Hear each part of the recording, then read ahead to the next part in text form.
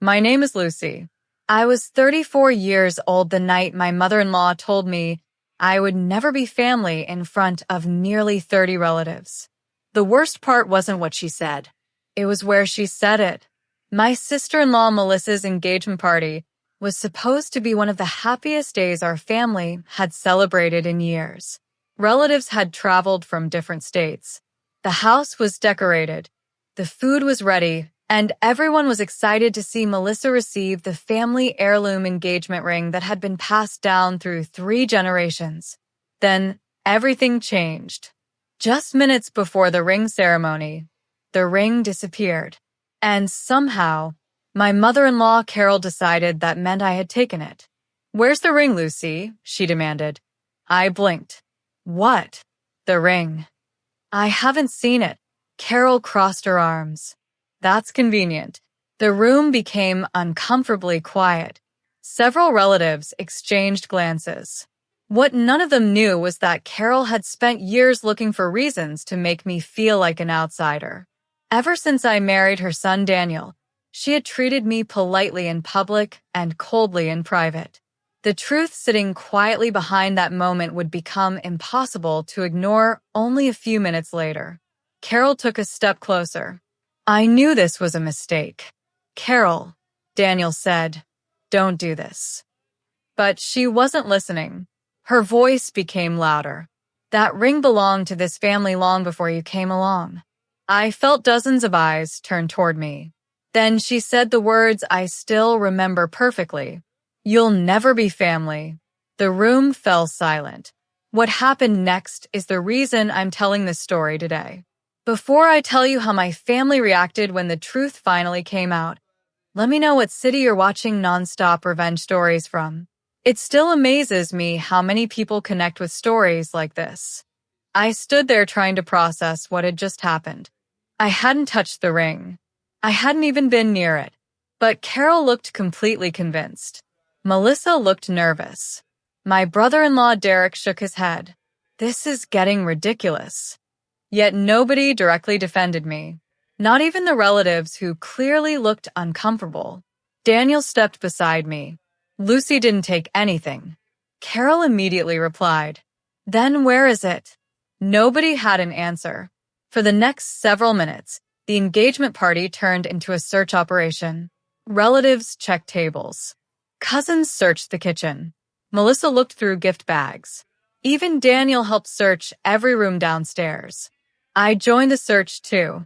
Part of me wanted to leave. Part of me wanted to cry. But mostly I wanted the truth. I wish I could say that was the worst part. It wasn't. The worst part was hearing whispered conversations as people searched.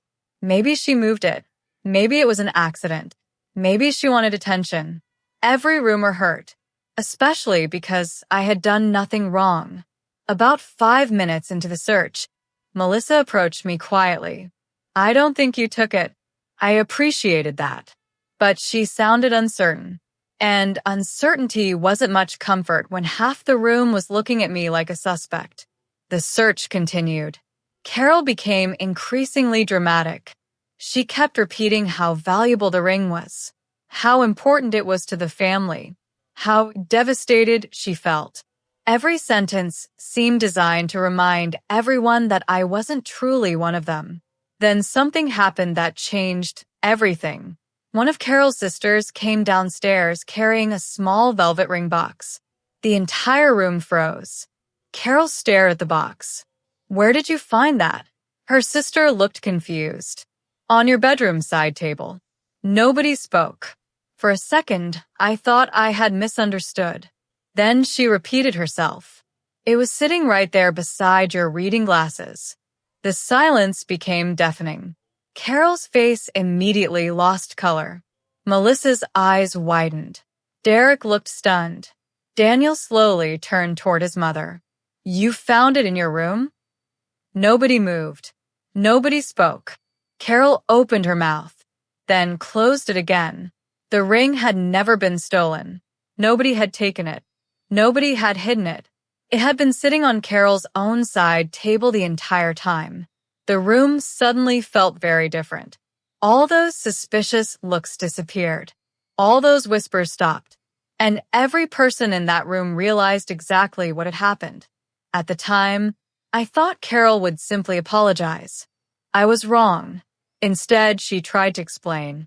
I must have forgotten. Nobody responded. I was rushing earlier. Still nobody responded. Her excuses sounded weak even to her, because forgetting where the ring wasn't the real issue anymore. The real issue was what she had done before anyone had found it. She had publicly accused me. She had humiliated me. And she had told me I would never be family, all without a single piece of evidence. The real surprise came later. One of the older relatives finally broke the silence. A simple apology would be appropriate. Several others nodded. Another relative added, Lucy didn't deserve that. For the first time in years, people weren't quietly ignoring Carol's behavior. They were seeing it clearly. Melissa walked toward me. I'm sorry. I nodded. Thank you. Then Daniel spoke. His voice was calm. Mom, you owe Lucy an apology. Carol looked around the room. She realized there was nowhere to hide. No missing ring. No misunderstanding. No evidence. Just the truth. Finally, she looked at me. I'm sorry, Lucy. The words sounded uncomfortable, but they were words she had never said before. I accepted the apology, not because everything was suddenly fixed, not because years of hurt had disappeared, but because holding on to anger wouldn't change anything. The engagement celebration eventually continued. People relaxed. Conversations resumed. Melissa received the ring. Photos were taken. But something had shifted. Everyone had witnessed the truth. Not just about the ring, about Carol. For years, many relatives had noticed little comments and subtle insults. That night was simply the first time they happened in front of everyone. Over the following months, things changed. Not dramatically, not overnight, but enough. Carol became more careful with her words. Relatives stopped laughing off her behavior.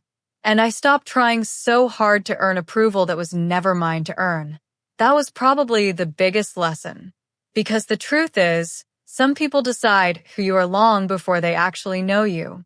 No amount of people-pleasing can change that. The only thing you can do is continue showing your character and let the truth speak for itself. That night, the missing ring wasn't what revealed the truth. People's reactions did.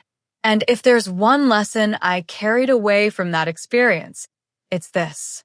People who are determined to see the worst in you often reveal more about themselves than they do about you.